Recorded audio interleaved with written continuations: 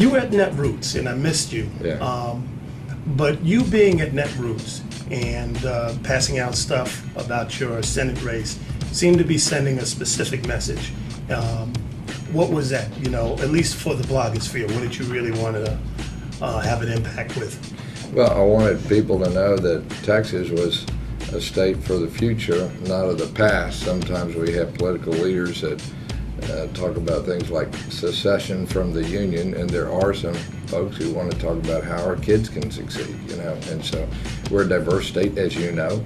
We're a state with many great people, and what better way to communicate than through people who have, participated in new media of all ages. Over the past year, when you say the word, you mention the state of Texas, they think George Bush and they just think of something that's immediately red.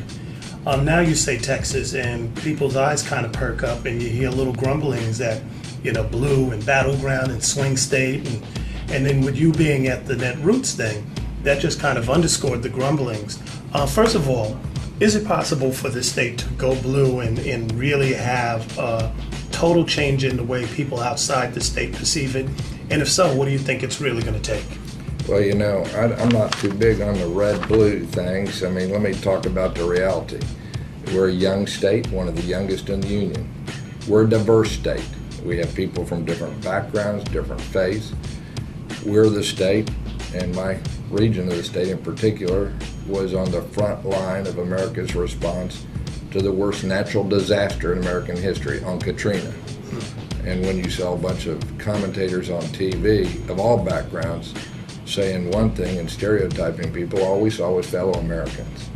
And this is a state that is growing in jobs. We have a lot of opportunities here. A lot of people don't know that we're like one of the green energy centers of the planet Earth. They may just think about us as refineries and petrochemical plants.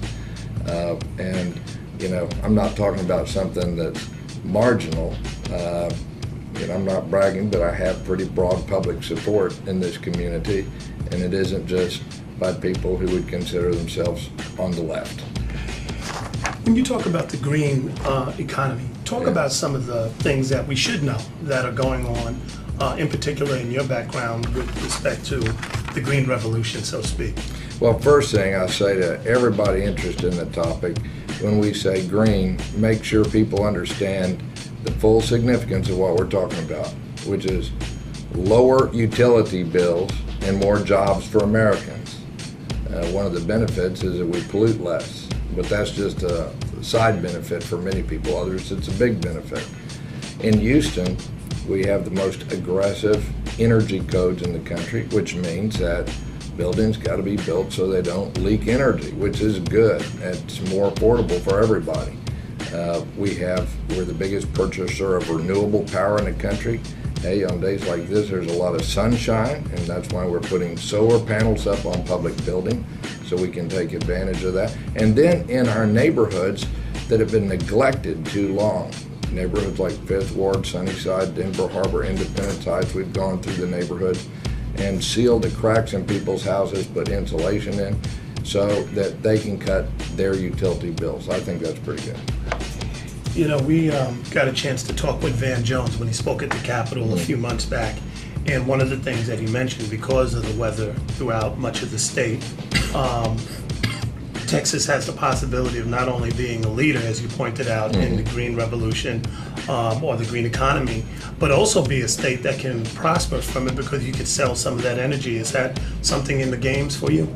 Absolutely. I just wish anybody who was watching or listening could go by some houses that we have built. And we're building a bunch of them in the 3rd Ward, then another in Trinity, Houston Gardens, which are historically African-American neighborhoods during the old days shameful days of segregation, that are almost zero energy consumption. And a lot of that is by entrepreneurs. Laser Homes, Mayberry Homes, these are African-American owned housing builders that are building prolifically, filling in the empty spaces. Hey, we can no longer afford leapfrog development.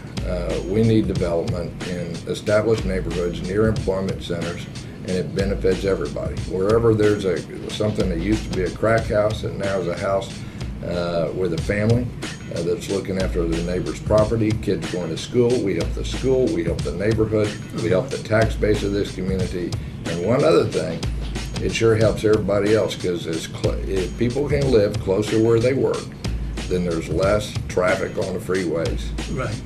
Well, you actually hit a second part of my question, but the other part was just actually producing renewable energies and new energies. Is that something as well? You bet. I mean, we have, Texas is the nation's leader in wind energy. Houston is the largest purchaser of wind energy of any state, local, or federal government department or agency in the United States. And then we have plenty of sun. Now, it's not going to do it all, renewable energy. We still need natural gas, which Texas has in abundance, to back out some of the coal. We still need lots of energy efficiency, but there's opportunities in renewable energy.